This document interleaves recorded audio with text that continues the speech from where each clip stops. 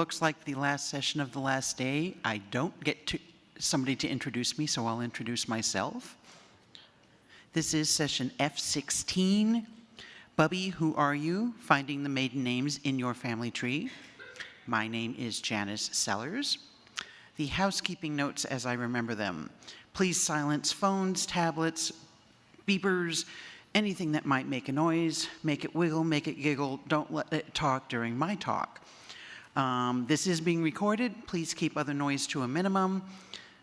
I don't know if the door will be closed, but we won't worry about that part. I can take questions during the talk.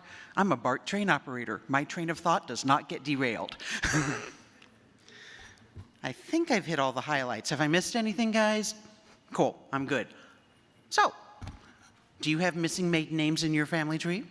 We probably all do.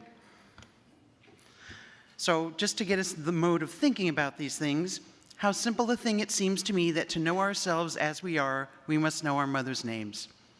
Thank you, Alice Walker. Obviously, most of us here are probably focusing primarily on Jewish, but it is always a good thing to think about the customs of the people you're looking for. In our particular instances, most of the time the woman took the husband's name, but historically there were times when someone wasn't allowed to for legal reasons. They tried to prevent Jews from marrying. So the woman may have kept her maiden name in all legal documents. The children may be registered with that legal name. In Hispanic culture, they combined names. So think about your particular customs for your time and place and see if that helps you figure out why you're getting stuck. First place we always should look for information for our research is at home. Now, as the handout says, if you are currently stuck, you've probably exhausted your own home sources. But it can't hurt to go back and look and see if there's anything you've overlooked and start hitting up every relative you can get in touch with. Funeral cards often list somebody's maiden name. Photographs, a lot of times will have a last name on them. Sometimes they don't.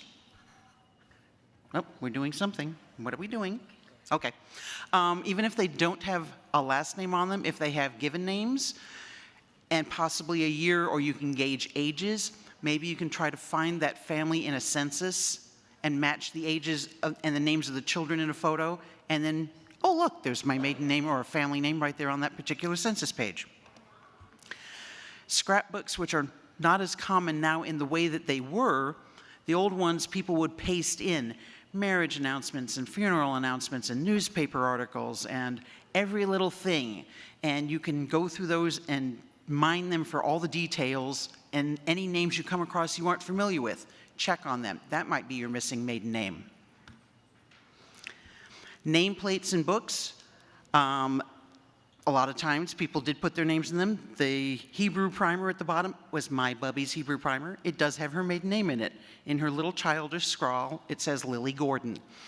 If I had not known her name, that would have been a good hint for me to start looking for it.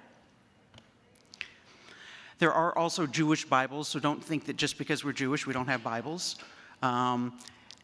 When you look at one of these, keep in mind, look at the handwriting.